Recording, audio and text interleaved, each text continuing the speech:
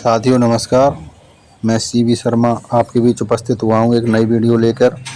हम भौगोलिक चिंतन विचारक वाली यूनिट पढ़ रहे थे।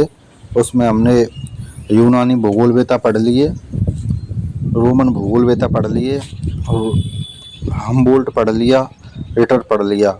आज हम एक नया जर्मन जोग्राफर है रेडजेल, इसका पूरा नाम है फ्रैडरिक रेडजेल। तो इसके बारे में हम अध्ययन करेंगे।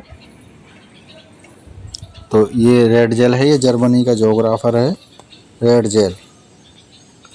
रेडजेल के बारे में पढ़ेंगे, ये जर्मनी से संबंधित है। अब सर्वप्रथम हम रेडजेल की पुस्तकों के बारे में पढ़ेंगे कि रेडजेल ने कौन कौन सी पुस्तक लिखी। तो पहली इसकी पुस्तक है एंथ्रोपोजोग्राफी। एंथ्रोपोजोग्राफी ये जर्मन भाषा का शब्द है। एंथ्रोपोजोग्राफी ये क्या है? इसमें ये क्या है, मानव का विज्ञान है और ये 2 खंडों में लिखी थी इसने। और इसमें क्या है, मानव भूगोल की परिभाषा दी थी इसने एंथ्रोपोजोग्राफी में। फिर है चीनियों का प्रवास।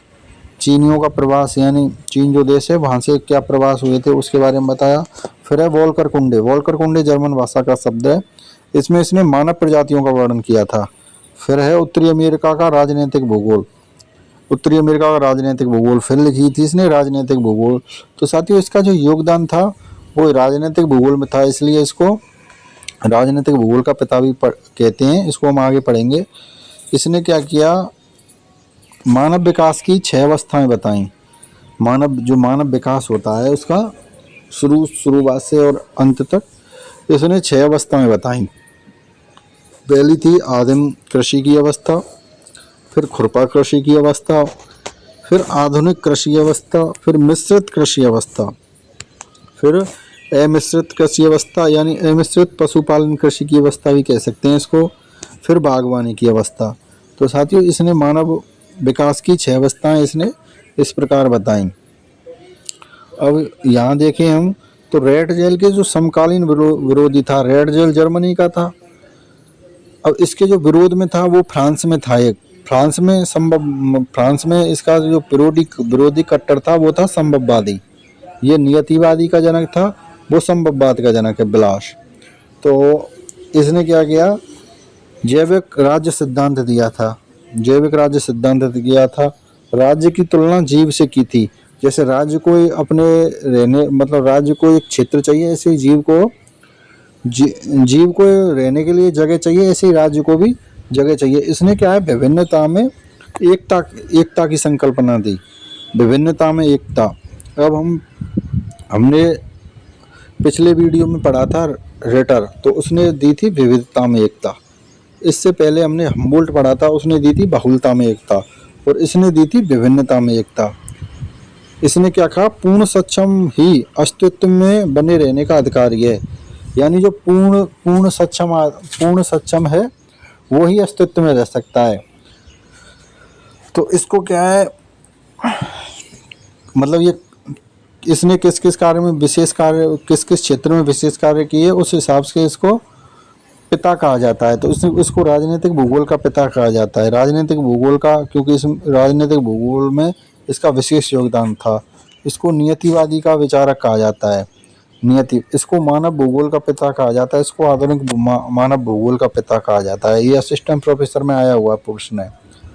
इसका कथन है, समान पर्यावरणीय परिस्थितियां समान मानव जीवन को प्रेरित करती हैं।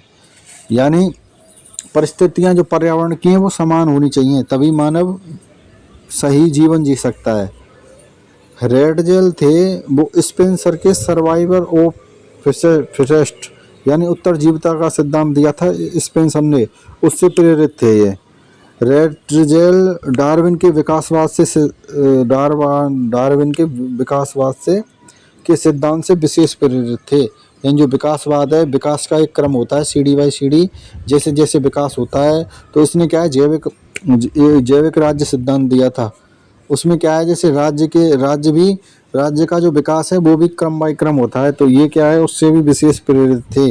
इसने क्या है, लेवेंसराम शब्द दिया था। लेवेंसराम यानी लिविंग स्पेस, वास स्थान।